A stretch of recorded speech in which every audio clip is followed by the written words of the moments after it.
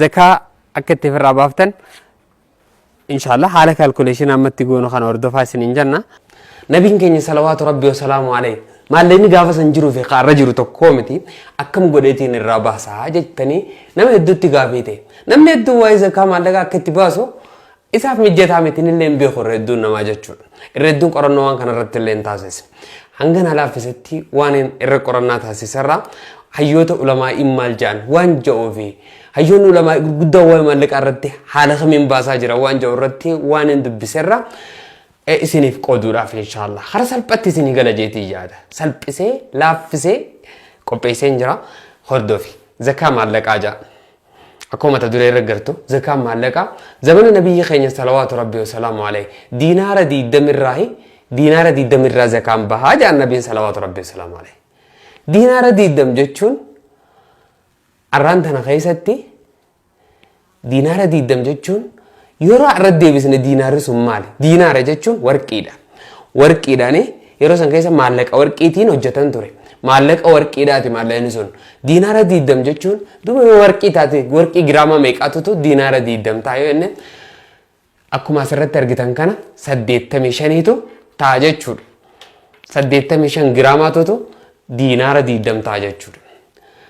Lammaffaa zamana nabiyyi keessatti maallaqni jiru dirhama jaama. dirhama 20 irraa dirhama 200 irraa zakaan bahaa jaan nabiin salawaatu rabbi wa salaamu alayhi. Dirhama 200 irraa zakaan bahaa yeroo jaamu arra dirhamni sun maali? Innummaan sunuu maali dirhama jechuun? Dirhama jechuun silver afaan ingiliziitiin ka jennuun yookaanu meeta ka jennuun waan biyya teenya keessatti hedduu namni harka kaachuu amartii irraa tolfachuu waan adda addaati irraa tolfatan eega warqiitti aanee darajaa lammaffaa irra jira jechuudha. Arraan tana duuba dirhamni 200 giraama meeqa ta'a? Zakaa akka sirrii beekuu dandeenyuuf jennaan giraama 595 ta'a. Je'anii ulamaa'iin bareechanii lafa nuu kaa'anii jiran. Waa lamaan kana beekuun dirhama kanaas beenee giraama isaa beekuun faayidaa guddaa nu qaba akkaataa zakaatti baasnu keessatti jechuudha. Eegasiifuu gatii giraama maallaqni keenya daangaa zakaati kun. Namni maallaqni isaa walqixa maallaqa giraama 595 olii ta'e yookaanuu kana wajji walqixate zakaan irra ga'e jechuudha. Namni kanaa ga'e qabu irra hin jiru jechuudha.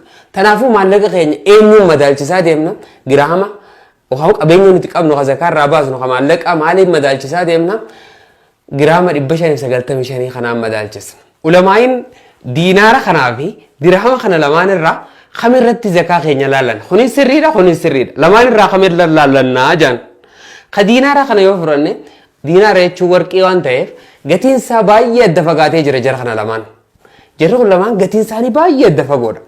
Eega adda fagoo taaneefuu kamirra madaallanna jennaan arraan tana gatiin isaa irra salphaadha akka miskiinaafis ta'utti zakaa baasuufis akka uummata nama hundaaf namni zakaa baasuu irraa kan fagaanne dirhama kanarra godhuu qabnaa jaan. Kanaafuu zakaa keenya eenyurra madaallanna dirhama yookaanuu silver irratti yookaanuu meeta ka jennuun kana maallaqa meetaa ka jennuun kanarratti giraama 595 kanarra madaallan kana jiddumaanuu haa dhiifnu hijaanu lamaa'in.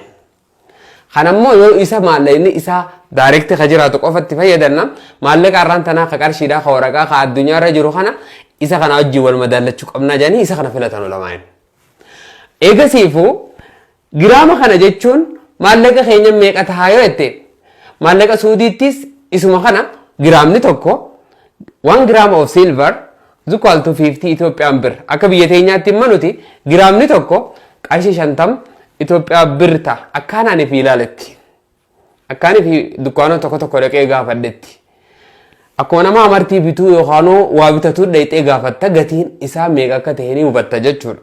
Ani immoo dogoggora ta'uunis ni mala waan kanarratti isinis dukkaana naannoo keessan jiru kan silver gurguru yookaan dukkaanota agartee waan faayaa gurguru dhaqaadha. Ha silveriidha gaafadha isinis. Gaafattanii akkaanan 50 godhadha kana gatiicha irratti isaan isinii himan san sanii hojii wal madaalchistanii godhachuu dandeessan. An kana naa dhufe. Yoo nifi giraamni tokko riyaala suudii 10 ta'es bakka tana 10 godhattee baay'isuudha inni sifirraa feesisu. Yoo nifi giraamni tokko yoo warri biyya doolaaraa jirtanis giraamni tokko silvera qarshii meeqa ta'a akkuma nama Itoophiyaan bir fidadde kana isinis bakka tana fidachuu qabdan jechuudha. Bakka 50 tana fidachuu qabdan. Giraamni tokko silveriin dukkaanota waatti gurguran dukkaana isa gurguru hunda dhaqaadhaati naannoo keessan magaalaa hunda jiran dhabamoo gaafadha. Giraamni tokko silveriin meeqa ta'a qofa gaafadha. Kana ni beeytan eega kana beeytan gatii tokko isaa barraan achi booda maaltu sirra jiraata? Gatii tokko isaa baruu kana eega fixatte booda waliin baay'isuu qofaa sirra jiraata. Maal baruufi wanni kana goonuuf daangaa zakaa keenya baruufi. Daangaa zakaa keenya baruudhaaf wanni kana goonuuf jechuudha. Maalleen khayyoon fi kana kan gahin taate kana hojii walqixa kan gahin taate zakaa waan sirra hin jirreef yoo kana ootee immoo zakaa waan sirra jiruuf jechuudha. Bakka ton daangaa zakaadhaati zakaan gahe moo hin geenye nama kanarratti waan beeynuuni jechuudha. Daangaa zakaa keenya beekuuf nuti arraan tan akka biyya teenyaatti akka Itoophiyaatti namni tokko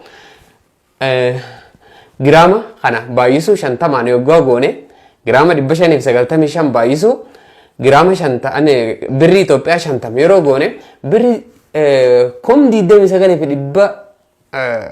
29,750 dhufe.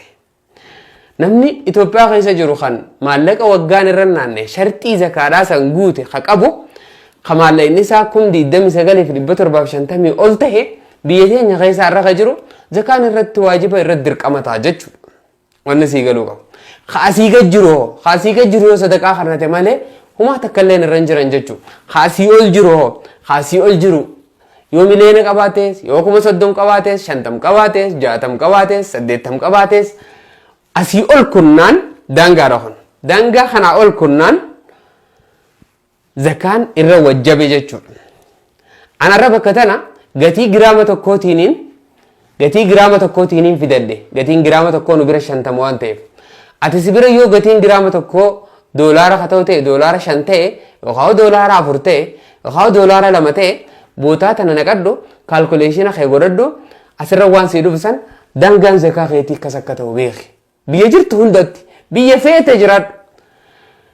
Dukkaanuma silvaraa dhaqii bakka tana sirreeffadhu kana hojii baay'ifadhu zakaan waan asitti harkattu kana daangaan isaa asii jechuudha. Maallaqni kee asii ol kunnaan sirra gahee jechuudha biyya feete jiraadhu. Riyaala Suudiitis godhi yookaan biyya feete dhaqi yookaan Ameerikaa dhaqi yookaan Awustiraaliyaa dhaqi gatii giraama tokko silvariidha. Dukkaana dheexee gaafachuu qofaa sirraa eegama. Eega san bakka tana dheexeetuma kaalkuleeshin kana moobaayila keetiin kaalkuleet godhatte harkachuudha jechuudha. Hedduu salphaadha. Achi boodaan eega zakaan kee gahuu beeyte. Fakkeenyaaf namni Itoophiyaa keessa jiru tokko maallaqni isaa asii ol ka jiru tokko akkamitti zakaa baasa? Ammoo inni itti aansinee ilaalla. Beeyte amma asii ol kutuu beeyte. Karaa salphaadhaan nabiin keenya salawaatu rabbi wasalaamu alayhi maallaqa qabdan sanirraa rubuu ushriitii kennamaa jira. Rubuu ushrii jechuun maallaqa qabdu san bakka 10 kaayi eegasii takka keessaa fuudhi isii takkeetti fuutasanis bakka 4 kaayi waan bakka takkaatii kennamaa jira. Akkana jechuun ammoo karaa salphaadhaan inni isiniif hima. Karaa salphaadhaan jechuudha. Daangaan keenya kana ta'uu eega beene maallaqni keenya asii ol kutu fakkeenyaaf namni tokko 50,000 yoo qabaate karaan salphaan gootu 50,000 keessan yoo dukkaana qabaattees waan feete qabaattees waan qabdu san walitti hisaabdee 50,000 sii dhufe haa jennu. Yoo kaa 60 sii dhufe haa jennu. Yoo kaa 65 sii dhufe haa jennu. Waan fedhe waan sii dhufe san jechuudha. Fakkeenyaaf amma 50,000 naa dhufe yoo jette 50,000 qaba meeqaa irraa baasa jechuun keeni mala. 40 afirii. Moobaayila keetii wanni ichi baasu sun zakaataa jechuudha. Kun namni 50,000 qabu meeqa baasa? 1,250 baasa jechuudha. Hedduu salphaadha hanga kanaaf jecha jaannam hin seenini hanga nafarraa achi baasisi hin jenna jechuudha. Namni fakkeenyaaf 80,000 qabu 40 afirii. 40 gisee hirte 2,000 dhufa. Zakaan wanni itti kafaluu qabdu eega daangaa kana oolchutu beeyte maallaqa keessan 40 afiruudha jechuudha wanni sirra jiru. Maallaqa keessan 40 hirte wanni harkattu maal ta'a? Zakaataa jechuudha. Fakkeenyaaf namni kun 500 qabu tokko maallaqa Itoophiyaadha. 500 namni qabu tokko meeqa kafala? 12,500 dhufa jechuudha. Namni 500 qabu tokko 12,500 qofa kafala. Hedduu salphaadha jechuudha. Kanaaf inshaallah itti yaadnee bifa kanaan yoo miliyoona qabaattees meeqaan kafala yoo hangaan fedhe qabaattees meeqaan kafala yoo itti 40 afirii. Wanni kaalkuleeshina fiddee dalaguun sirraa eegamu daangaa zakaa keetii qofa beekuudha. Achi ol 40 afiru maallaqa waan qabdu 40 afiru. Maybe wanni 40 afirtu Riyaala Suudii ta'uu danda'a, kafeete ta'uu danda'a. 40 afirteetu markatte eega zakaa goo beeyte booda jechuudha. Yoo maallaqni kee guddaa ta'e hedduu daangaa zakaa barbaaduun hin cinqattu. Narranni geemoon gahuu barbaaduuf hin cinqattu. Maallaqa kee walitti qabdeetuma kalkuleeshinii moobaayila keetiin 40 firtee bakka fixachuudha jechuudha. Wani biraa takka illee hin sarran jiru. Kanaaf inshaallah bifa salphatti isinii gala jee ijaada baay'ee galatooma.